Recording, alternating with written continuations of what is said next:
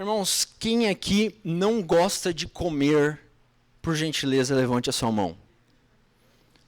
Ainda bem, porque se você levantasse, eu ia pedir para você se retirar. Todos nós gostamos de comer, certo? Especialmente se for aquele churrasco, se você é do sul, como eu, churrasco no domingo, bem suculento, né? Ou se numa tarde de verão, um açaí, um sorvete, vai bem ou não? Vai, com certeza vai muito bem. Tudo isso são bênçãos que o Senhor nos proporcionou para nós desfrutarmos aqui na terra. Mas veja, toda bênção que o Senhor nos deu, elas correm o risco de serem usadas de forma inadequada por nós. É o que por vezes acontece com o descanso. O descanso é uma bênção que o Senhor nos deu, mas quantas vezes nós procrastinamos atividades que nós deveríamos fazer porque queríamos dormir mais? Ou desperta o celular, aquela sonequinha, mais 5 minutos, aí você perde o ônibus, você pega trânsito por causa do sono. E não é diferente com a comida. Todos nós aqui, eu tenho certeza que em algum momento já comemos mais do que nós deveríamos comer. E claro, quem sofre com tudo isso é o nosso corpo, que é um presente que Deus nos deu. Bom, irmãos, o fato é que eu e você somos chamados para glorificar a Deus em todas as áreas da nossa vida, incluindo a nossa saúde. E talvez você nunca tenha parado para pensar muito sobre esse assunto biblicamente, mas a Bíblia confere a ele mais importância do que você imagina. E nessa noite eu quero te mostrar como glorificar a Deus com a tua saúde não é apenas um mero conceito social criado pelo nosso mundo fitness de hoje, mas sim uma responsabilidade cristã. Uma responsabilidade cristã. Cuidar da sua saúde é ser mais crente. Cuidar da sua saúde é ser mais crente. Então, para nós falarmos nessa noite sobre glorificando a Deus com a nossa saúde, nós olharemos 3 textos diferentes. E o primeiro deles se encontra no livro de 2 Coríntios. Por gentileza, abra sua Bíblia comigo no livro de 2 Coríntios, capítulo 5.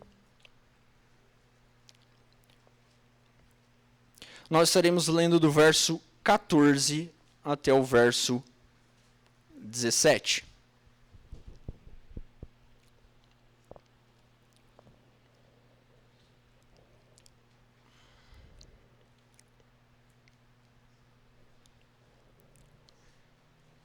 Segunda Coríntios, capítulo 5, verso 14 em diante, nos diz assim: Pois o amor de Cristo nos constrange, julgando nós isto: um morreu por todos, logo todos morreram. E ele morreu por todos para que os que vivem não vivam mais para si mesmos, mas para aquele que por eles morreu e ressuscitou. Assim que nós, daqui por diante, a ninguém conhecemos segundo a carne. E se antes conhecemos a Cristo segundo a carne, já agora não conhecemos deste modo. E assim, se alguém está em Cristo, é nova criatura. As coisas antigas já se passaram, e eis que se fizeram novas. Antes de nós entrarmos especificamente neste texto, quero te trazer algumas informações, alguns dados importantes sobre peso e obesidade. Olha só, sobrepeso e obesidade se tornaram um grande problema, um grave problema, principalmente na nossa sociedade contemporânea. Segundo a Organização Mundial da Saúde, nós podemos observar praticamente triplicar o número de pessoas acima de seus pesos desde 1975. Em 2016, foram contabilizados mais de 1,9 bilhões de adultos com 18 anos ou mais que estavam com excesso de peso. No Brasil, os dados também são assustadores. Em 2017, os números apontavam para o fato de que a cada um em 5 brasileiros, ou seja, 18,9% da população brasileira, estavam obesos e que nas grandes capitais, como por exemplo São Paulo, essa porcentagem sobe ainda para 54% das pessoas. Segundo o Instituto de Câncer, a causa de sobrepeso e obesidade pode estar relacionada a distúrbios psicológicos, incluindo depressão, imagem corporal distorcida, baixa autoestima. Mas ainda segundo um médico chamado Cláudio Motin, em alguns casos, ela pode estar relacionada à genética da pessoa. Tem pessoas que têm problemas genéticos e sofrem com isso. Porém, majoritariamente, as causas estão diretamente ligadas à má alimentação, falta de exercícios físicos e rotina desregrada, que acaba gerando noites mal dormidas e pouco cuidado com o corpo. Irmãos, as consequências disso são catastróficas. Segundo o Instituto Nacional do Câncer, as doenças que são desencadeadas por causa de sobrepeso e obesidade são várias, como osteoartrite, nomes difíceis, dificuldades respiratórias, problemas musculares, problemas de pele, de infertilidade, até condições graves como doença coronariana, diabetes tipo 2 e alguns tipos de câncer. Portanto, irmãos, nós podemos concluir que o sobrepeso e a obesidade é um grave e um sério problema da nossa população, incluindo nós cristãos. E também nós podemos afirmar que em raros casos, como problemas genéticos, como problemas que sofrem com doenças, na maioria dos casos, isso acontece por falta de cuidados básicos com a nossa saúde. Portanto, irmãos, é válido nós refletirmos sobre este assunto. O que a Bíblia tem a falar sobre isso? E o texto que nós acabamos de ler, Paulo ele está fazendo uma exortação à igreja de Corinto, uma exortação básica sobre o Evangelho. Ele está mostrando para a igreja de Corinto que todo cristão já deveria saber que Cristo morreu por nós e que, portanto, a partir de Cristo nós somos nova criatura. Porém, essa exortação para a igreja de Corinto, ela se torna uma exortação bastante interessante por causa da igreja de Corinto. A cidade de Corinto, ela se tornou uma das cidades mais importantes do antigo Império Romano. E por que isso? Porque se você olhar num dos mapas, essas bíblias geralmente têm uns mapinhas no final, sei que a maioria de vocês quase nunca olha, mas eles estão lá. Se vocês dão uma olhadinha depois no mapa, vocês vão ver que a cidade de Corinto ela ficava localizada entre dois estreitos do mar. E a cidade de Corinto ela tinha apenas 16 quilômetros de extensão. E ela ficava na rota de Roma. Ou seja, as pessoas que estavam indo para Roma, a capital do Império Romano, elas passavam por Corinto. Bom, para as grandes embarcações de navios comerciantes, haviam basicamente duas rotas para essas grandes embarcações chegarem até Roma, atravessando Corinto. A primeira delas era elas viajarem pelo mar Mediterrâneo, passarem um percurso de aproximadamente 320 quilômetros, extremamente longe. Então você precisa lembrar que naquela época os navios não tinham toda a tecnologia que eles têm hoje, então eles tinham que ir remando, algo extremamente difícil passar. Eles tinham que passar por um cabo que se chamava Malha. Esse cabo, olha só o que os marinheiros costumavam dizer sobre este cabo. Quando você dobra este cabo, cabo de Malha, esqueça-se de casa. Era um cabo que acabou com muitas tripulações, onde tinha tormentas, como o Triângulo das Bermudas, famoso hoje nos nossos dias. Essa era a primeira opção. Você quer ir para Roma, você pode passar pelo mar Mediterrâneo, fazer toda essa viagem longa. A segunda opção seria você desembarcar em Corinto, atravessar esses 16 quilômetros a pé, chegar do outro lado, pegar outro barco e continuar a viagem. Você ganhava muito mais tempo, era algo muito mais objetivo. O problema é que quando você está com uma embarcação cheia de comércios, de vendas e tudo mais, você tem que dar um jeito de atravessar 16 quilômetros. Não tinha carro, não tinha nada das facilidades de hoje. Atravessar toda essa mercadoria para o outro lado de Corinto. E por isso, a cidade de Corinto se tornou uma cidade extremamente importante, extremamente movimentada no antigo Império Romano. E Paulo, visionário como era, ele decidiu plantar uma igreja na cidade de Corinto. Vamos plantar uma igreja, tem um fluxo gigantesco de pessoas, e ele planta uma igreja lá. Agora, qual que era o desafio de você plantar uma igreja em Corinto? Bom, a igreja de Corinto ela era uma igreja onde tinha um fluxo grande de pessoas, porque sempre estava passando gente. Fim do ano eu estive em Gramado, tenho uns tios que moram lá, e eu tive a oportunidade de visitar 3 igrejas de denominações diferentes. Fui na luterana, fui na metodista, fui na Brasil para Cristo, que é a igreja que meus tios vão. E eu tive a oportunidade de conversar com todos os pastores, trocar uma ideia com eles, e todos eles me falaram isso.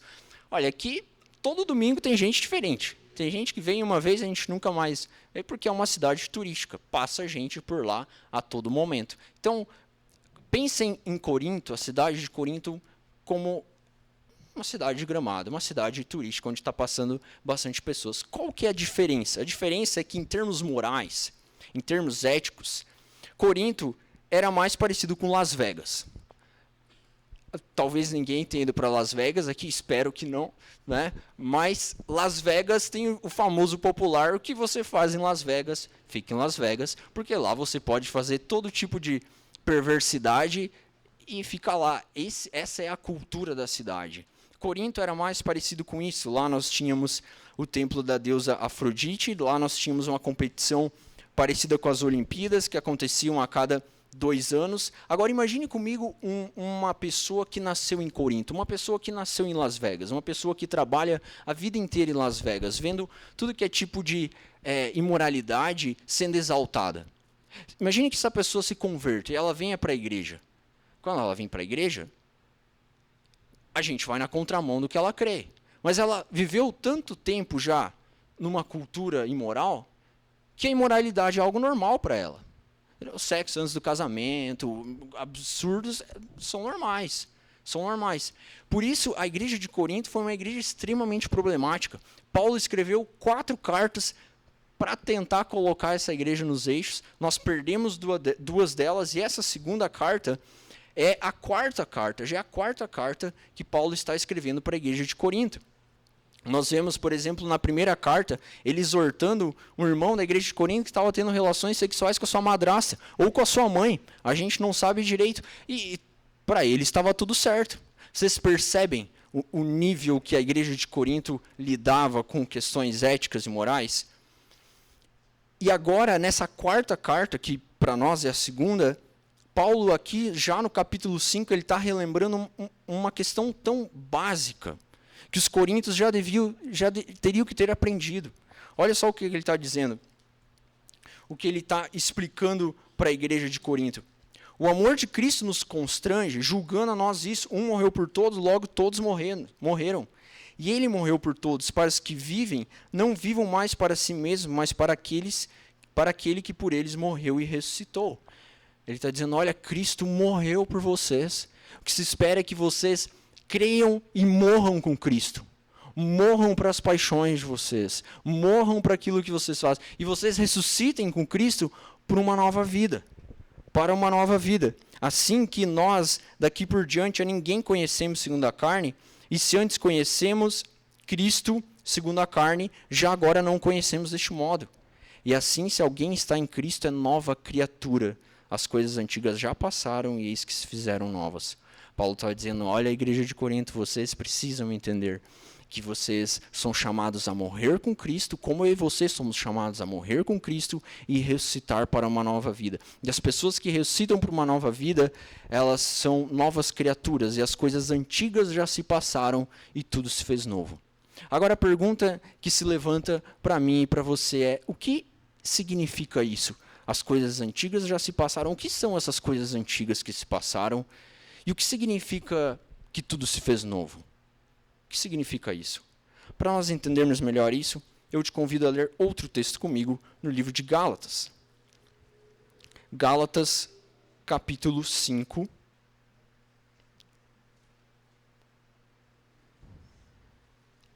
Nós estaremos lendo do verso 16 ao verso 23.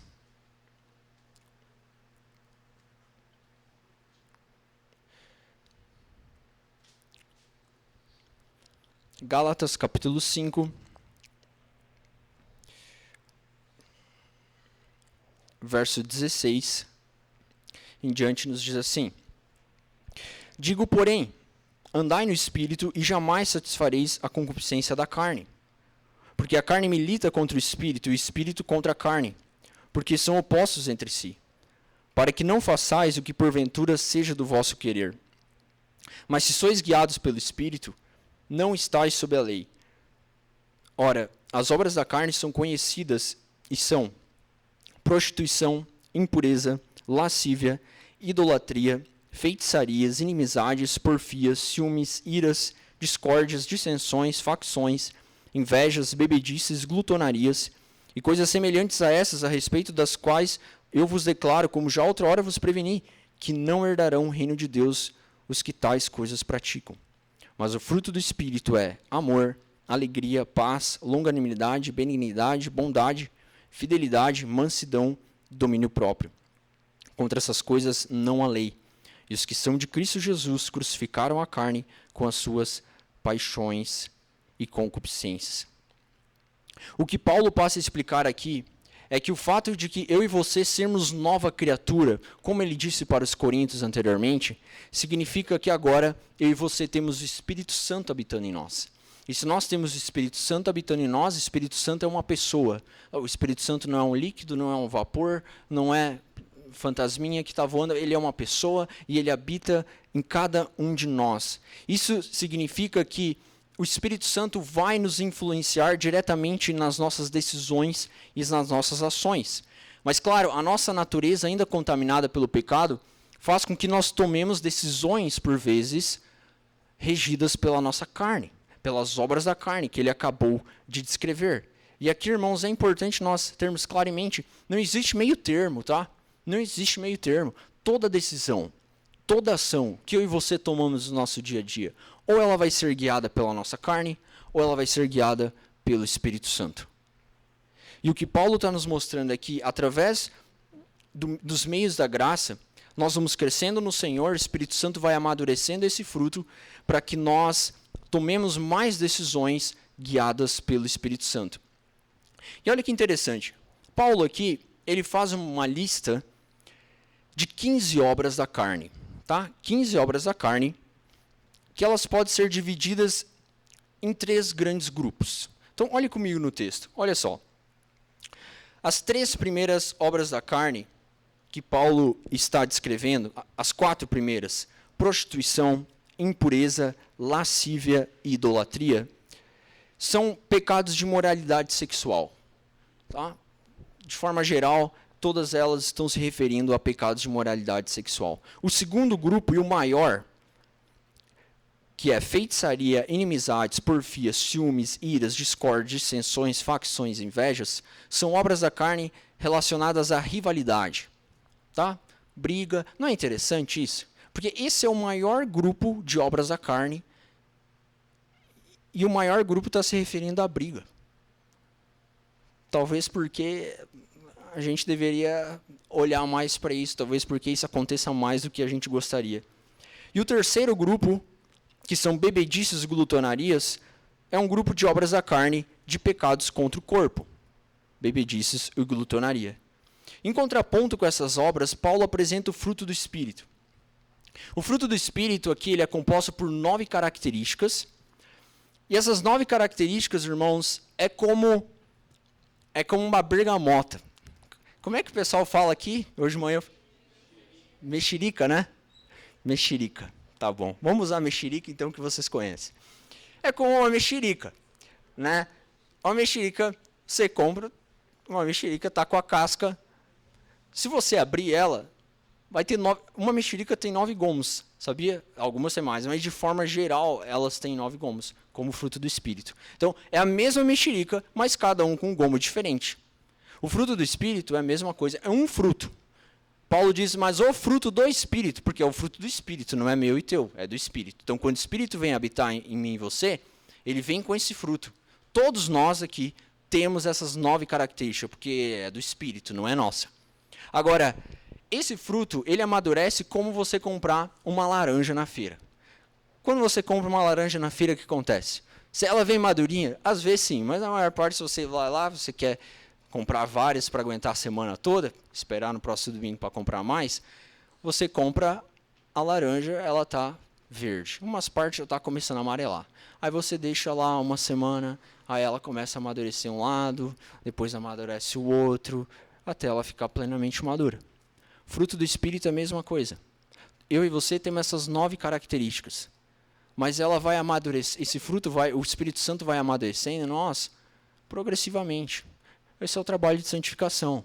Pode ser que para mim, a parte do amor já está mais amarela. Mas para você, pode ser que já esteja mais amarela a parte do domínio próprio. Vocês entenderam? E cada uma dessas facetas, cada uma dessas características do fruto do Espírito, elas combatem, elas se contrapõem aos 3 grupos de obras da carne que Paulo descreve. O primeiro, amor, alegria, paz. Se uma pessoa ela está cheia de amor, alegria, paz, tu acha que ela vai cometer imoralidades sexuais, prostituição, impureza, lascívia, idolatria? Uma pessoa que está cheia de amor, alegria, paz, ela não vai fazer isso. Você acha que uma pessoa que está cheia de longanimidade, benignidade, bondade, fidelidade, mansidão, ela vai criar rivalidade? Ela vai ficar fazendo dissensão, facção, que é o que Paulo acabou de descrever? Ela não vai. E como última característica, Paulo descreve o domínio próprio. O domínio próprio que combate bebedice e glutonaria. E eu quero me restringir, eu quero focar nesse, porque o nosso assunto é glorificando a Deus com a nossa saúde. Então Paulo aqui, ele começa a mostrar que, através do domínio próprio, através do desenvolvimento dessa parte, dessa faceta do fruto do Espírito, eu e você vamos crescendo como cristãos e nós vamos começando a ter mais controle sobre a nossa própria saúde. Você não vai ter uma ânsia tão grande de ficar comendo toda hora. Você vai começar a ser mais disciplinado com o teu sono. Você vai aprender a dormir no horário certo, acordar no momento certo. Você vai começando a ter domínio próprio sobre as tuas paixões. Ao que você come, ao que você bebe, a forma com que você gerencia a tua saúde. Então, irmãos, a primeira razão do porquê eu e você devemos glorificar a Deus com a nossa saúde é porque Deus espera que eu e você tenhamos essa parte do fruto desenvolvida. Essa é uma parte do fruto, do Espírito, domínio próprio. Deus espera que eu e você trabalhemos em conjunto com o Espírito Santo para que essa seja uma parte do fruto desenvolvida. Os cristãos acham que ser cristão é só amor, paz. Isso também é, com certeza. Mas domínio próprio também faz parte do fruto do Espírito e se relaciona diretamente com a forma com que nós gerenciamos a nossa saúde. E agora, o segundo motivo que nós temos do porquê nós deveremos glorificar a Deus com a nossa saúde é porque, além disso, o nosso corpo, ele é a morada do próprio Deus. O nosso corpo é a morada do próprio Deus. E aqui o assunto fica bastante sério. Lembra que Paulo falou para os coríntios que quando eles entenderam o evangelho, eles se tornaram novas criaturas, que as coisas velhas já passaram? Se as coisas velhas já passaram, ou seja, as obras da carne já passaram, significa que agora eles devem usar o corpo deles para a glória de Deus. Usar o corpo deles para a glória de Deus. E aqui eu te pergunto, você gostaria de morar em uma casa toda suja, completamente bagunçada, janela quebrada, goteira no forro? Você gostaria de morar numa casa assim, porta estragada? Não, tenho certeza que não. Então por quê? Então porque o meu e o teu corpo, que é a morada do próprio Deus, nós tratamos de qualquer maneira.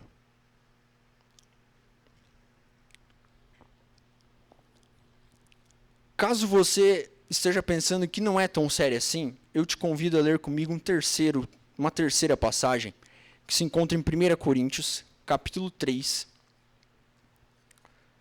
1 Coríntios,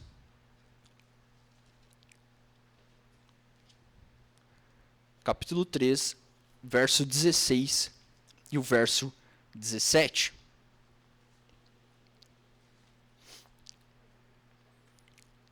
Diz assim: não sabeis que sois santuários de Deus e que o Espírito de Deus habita em vós? Se alguém destruir o santuário de Deus, Deus o destruirá. Porque o santuário de Deus, que sois vós, é sagrado. Irmãos, o homem ele é constituído de duas partes, corpo e alma.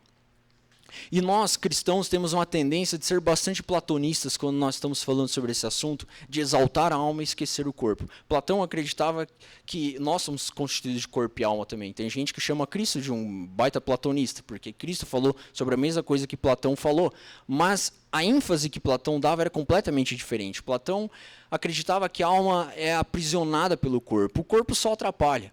Você quer estudar, aí você senta. Hoje eu vou estudar 3 horas. Aí você senta. Passa 1 hora, começa a doer as costas, dá vontade de ir no banheiro, dá uma fome. Você percebe? Teu corpo te atrapalha. A alma quer desenvolver, quer estudar. Ela entende que você precisa desenvolver, mas o teu corpo atrapalha. Mas o que a Bíblia nos mostra é que eu e você somos constituídos de corpo e alma e que nós somos uma só pessoa. A Bíblia nunca fala que o pecado é o pecado da alma ou o pecado do corpo. Ele diz que o pecado é o pecado do homem, constituído de corpo e de alma. Portanto, o que Paulo está mostrando aqui é que se eu e você destruirmos o santuário de Deus, e o contexto que ele está mostrando aqui é no contexto de recompensa por aquilo que nós fizermos, o próprio Deus o destruirá. A importância que o cristianismo dá para o corpo é tão grande a ponto de Cristo ressuscitar dentre os mortos com o seu próprio corpo e garantir que eu e você vamos passar a nossa eternidade com esse corpo, tá? Então é melhor você começar a gostar da tua cara e gostar do teu corpo, porque a tua eternidade é com esse corpo. Não é? Você não vai trocar, não vai dar para chegar lá, Deus, não gostei. O Senhor fez esse braço muito grande. Não dá, quero trocar. Não. É esse corpo eternamente. A Bíblia descreve a importância do nosso corpo com o mesmo peso de importância da alma. É a mesma coisa. Eles estão interligadas. Não tem como você querer separar e querer tratar essas coisas de forma diferente. Então, irmãos, nesse momento você poderia dizer, ok, entendi o conceito bíblico por trás de ter uma vida saudável. Entendi que eu devo glorificar Deus com a minha saúde, porque Ele espera que eu desenvolva o domínio próprio, porque o meu corpo é o santuário de Deus, o próprio Deus habita no meu corpo. Eu entendi. Como eu posso aplicar isso? Como eu posso praticar isso de uma maneira correta? Então, agora eu passo a te mostrar 4 conceitos que você deve observar para você aplicar isso de forma bíblica. O primeiro deles, aprenda a diferença entre princípios e métodos. Isso aqui é muito importante, tá? Grave isso, não serve só para a tua saúde, serve para outras coisas. Aprenda a diferença entre princípios e métodos. A Bíblia, ela é um livro de princípios. Ela nos mostra princípios. Como nós vamos usar esses princípios? Deus nos deu uma diversidade de outros profissionais, como médicos, personal trainers, fisioterapeutas, farmacêuticos, pessoas especializadas em outras áreas que vão nos mostrar os métodos de como você vai aplicar esses princípios. Então, eu estou te mostrando os princípios. Você deve glorificar Deus com a tua saúde, porque Ele espera que você desenvolva domínio próprio, porque o teu corpo é templo do Espírito Santo. Como você vai fazer isso? Você escolhe.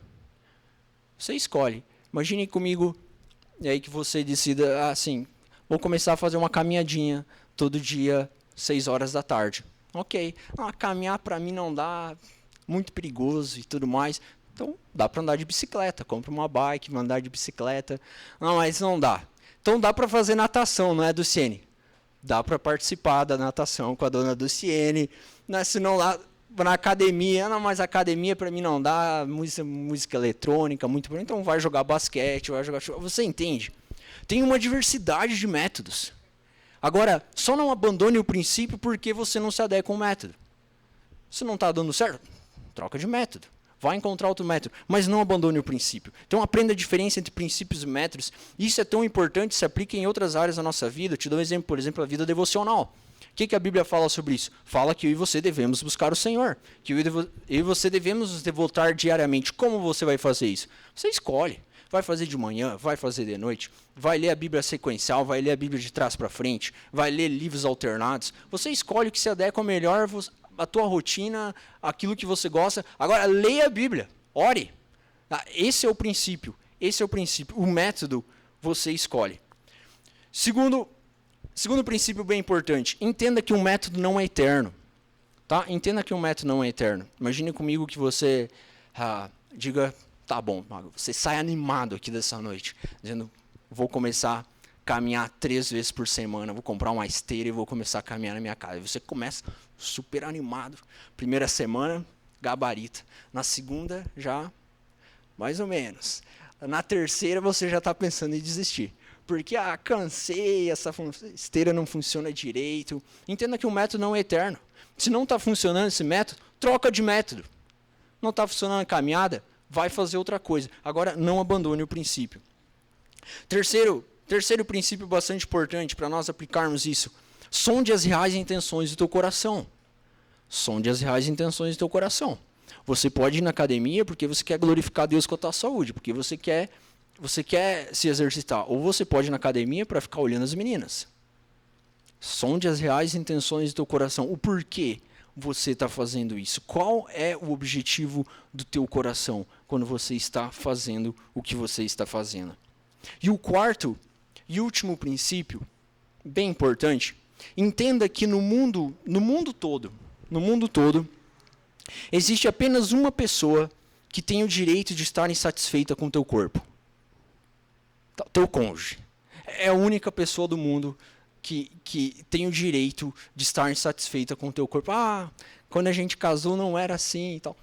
Tudo bem. Tem o direito. Quando você se casa, você se torna uma só carne. Significa, como Paulo fala em 1 Coríntios 7, você não tem mais direito sobre o teu corpo, nem o teu cônjuge tem direito, vocês se tornam uma só carne. Então, isso é bastante importante, porque é comum a gente ver, às vezes, pessoas preocupadas com o que todo mundo está falando. O que a galera está comentando nas redes sociais sobre o meu corpo? Pouco importa. O que as outras pessoas estão falando, pouco importa. Agora, se o teu cônjuge está insatisfeito, isso importa. Importa muito. E para finalizarmos, eu quero ler um último texto que nos ajudará a entender a importância, então, de nós conciliarmos a nossa saúde física com a nossa saúde espiritual. 1 Timóteo, capítulo 4.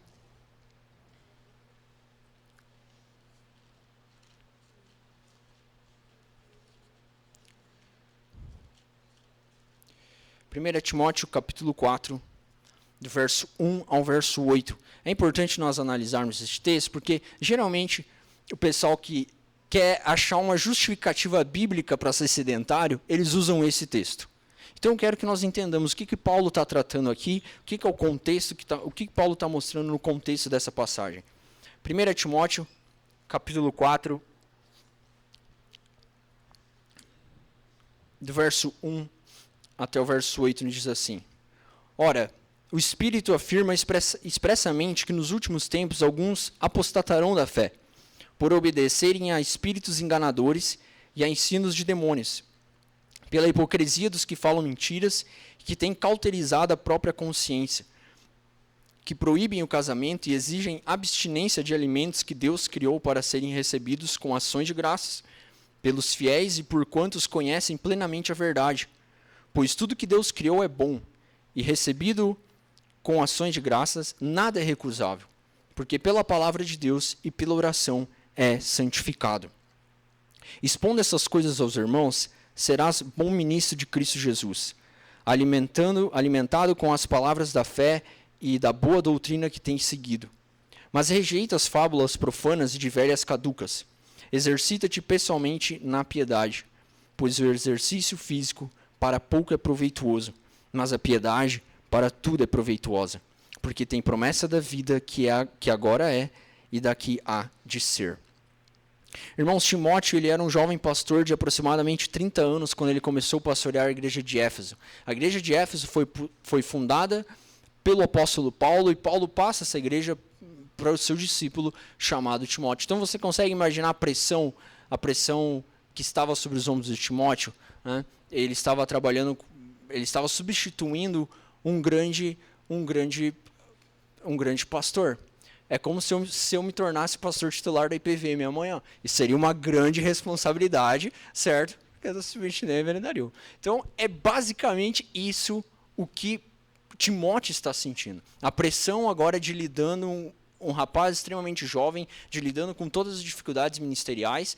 E na igreja de Éfeso ele estava combatendo especificamente falsos profetas. Pessoas que estavam distorcendo doutrinas ensinadas por Paulo para atacar essa doutrina. E é nesse contexto que Paulo agora orienta Timóteo dizendo, olha, se você quer vencer essa batalha contra esses falsos profetas, se você quer ser bem-sucedido, você não vai resolver muito, não vai te ajudar muito e 6 vezes por semana na academia. Você precisa te exercitar na piedade. Exercita-te. O exercício físico para pouco aproveita, mas a piedade para tudo é proveituosa. Para você vencer os falsos profetas, para você ser bem-sucedido nesse teu início de ministério, você precisa ter uma vida espiritual saudável. Mas Paulo não está dizendo assim, o exercício físico não aproveita para nada. Vocês entendem? Ele não está dizendo isso. Está dizendo para pouco é proveitoso. Para pouco qual? Para pouco para a circunstância, para aquilo que Timóteo estava enfrentando, que era a luta contra os falsos profetas. Então, irmãos, este equilíbrio, essa sabedoria que Paulo está demonstrando é o nosso grande desafio. Nós precisamos entender que a nossa vida espiritual tem tudo a ver com a nossa vida física. Como Jesus, quando ele fez milagres. O que ele estava fazendo eram milagres sobrenaturais, mas ele estava fazendo milagres que eram palpáveis. Da mesma forma, a minha e a tua vida espiritual tem tudo a ver com a forma com que nós vivemos no mundo. Especialmente como nós glorificamos a Deus com a nossa saúde. Por isso, irmãos, eu te encorajo nessa noite a durante a semana refletir sobre esse assunto. Se você já tem feito isso, glória a Deus. Se você tem feito isso não com a intensidade e não com a mentalidade de glorificar a Deus, comece a fazer. Você já está um degrau na frente porque você já faz. Mas comece a fazer isso com o propósito de glorificar a Deus. Sonde as reais intenções do teu coração. Né? Você não vai ficar se exercitando porque você quer ficar mostrando o teu corpo nas redes sociais. Porque você quer ficar mostrando para outras pessoas que você é saudável, que você é disciplinado. Você deve fazer isso para glorificar o Senhor. Para glorificar o Senhor. Então, irmãos, esse é um assunto que para algumas pessoas pode ser mais fácil, para outras pessoas pode ser mais difícil. Mas independente dos lados que você esteja, Deus espera que eu e você o glorifiquemos cada vez mais com a nossa vida, incluindo todas as partes, incluindo a nossa saúde. E que Deus nos ajude. Vamos orar? Deus, nós te louvamos pela tua palavra. Nós te agradecemos por ela nos direcionar, por ela nos exortar e apontar o caminho que nós devemos seguir. E nós pedimos que o Senhor nos ajude nas nossas debilidades, nas nossas fraquezas, abra o nosso entendimento para que nós venhamos compreender as implicações, as ramificações daquilo que nós ouvimos nessa noite, Deus. Que o Senhor abra nossos olhos para que nós consigamos ser cristãos melhores neste mundo caído, para que a nossa vida glorifique o Senhor em todas as áreas e que dessa forma Cristo apareça, Cristo seja exaltado através de cada um de nós. É em nome de Jesus que nós oramos. Amém.